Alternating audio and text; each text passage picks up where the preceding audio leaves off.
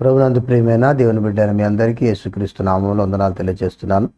ఈరోజు మన యొక్క వాగ్దానముగా ఇర్మియా గ్రంథము 11వ అధ్యాయము 16వ వచనము.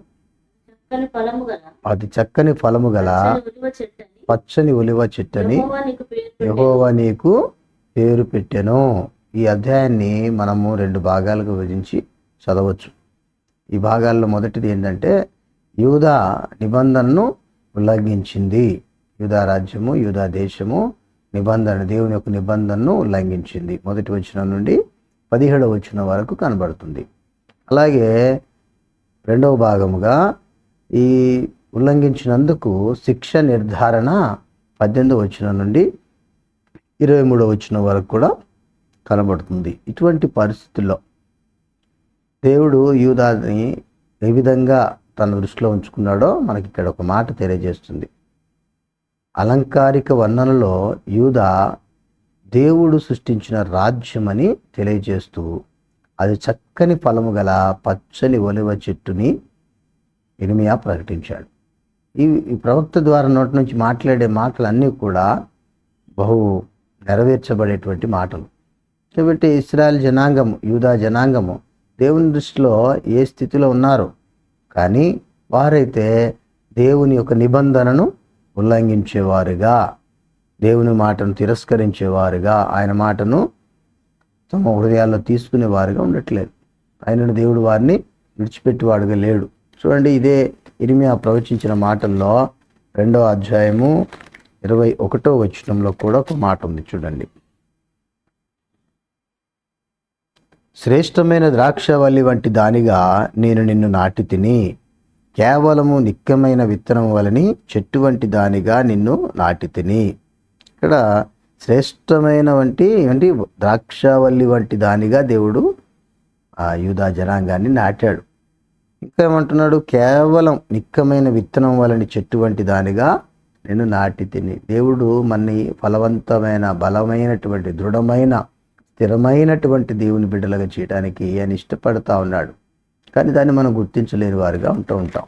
5వ అధ్యాయము 10వ వచనం.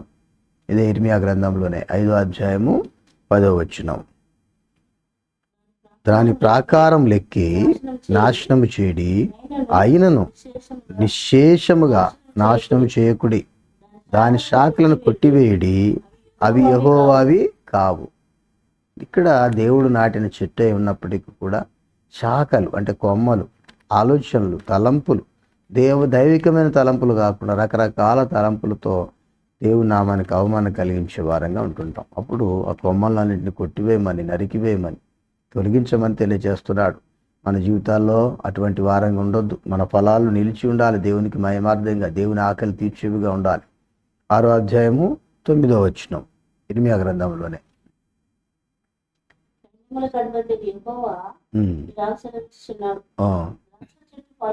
ద్రాక్ష చెట్టు ఫలమును ఏరుకున్నట్లు మనుషులు ఏమీ మిగలకుండా ఇశ్రాయేలు శేషమును ఏరుదురు. ద్రాక్ష పండ్లు ఏరువాడు చిన్న తీగలను ఏరుటకై తన చెయ్యి మరలా వేయినట్లు నీ చెయ్యి వేయము. ఎంతగా తృణీకరించబడుతున్నావో దేవుని దృష్టిలో. దేవుని చేత ఏరివేయబడే పరిస్థితులు ఏర్పడుతూ ఉంటున్నాయి.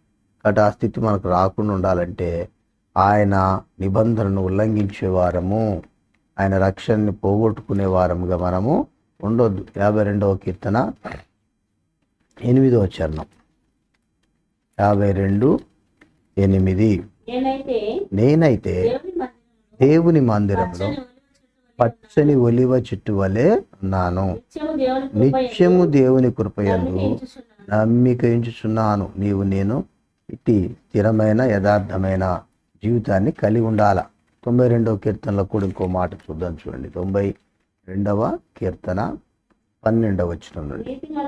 నీతిమంతులు ఖర్జూర వృక్షం వలె మొబువేయుదురు, లెబానోను మీది దేవదారు వృక్షం వలె వారు ఎదుగుదురు. యెహోవా మందిరంలో నాటబడిన వారై వారు మన దేవుని ఆవరణములలో వర్ధిల్లుదురు. నాకు ఆశ్రయదుర్గమైన యెహోవా యథార్థవంతుడనియు ఆయన యందు ఏ చెడుతనమును లేదని ప్రసిద్ధి చేయుటకై వారి ముసలితరమందు ఇంకా చిగురు పెట్టుచుందురు. సారము కలిగి పచ్చగా రంగురు. కాబట్టి విశ్వాసం ఉంచిన నీవు నీతిమంతురాలిగా నీతిమంతుడిగా ఎదగాలి, ఫలించాలి. అందుకు దేవుడు మన ఏర్పరచుకున్నాడు. యూదాను ఏ రీతిగా తన దృష్టిలో కలిగి ఉన్నాడో మనల్ని కూడా ఆ దృష్టిలో చూస్తున్నాడు. దాన్ని గ్రహించి ఆయన కొరకు నమ్మికగా జీవిద్దాం. అట్టి కృపతో దేవుడు నింపునుగాక. ప్రేమ నమ్మకం గల మా తండ్రి, మీకు స్తోత్రాలు నాయన. నా పట్ల మా పట్ల మీరు కలిగి ఉన్న గొప్ప తండ్రి సంకల్పము, దయాగుణం ఎంత గొప్పదో. మేము ఏ రీతిగా స్థిరులను కదలని వారంగా ఉండవలసిన వారం ఉంటున్నాము. మా ఫలములు ఎలాగ నిలిచి ఉండాలో తెలియజేస్తూ వచ్చావు.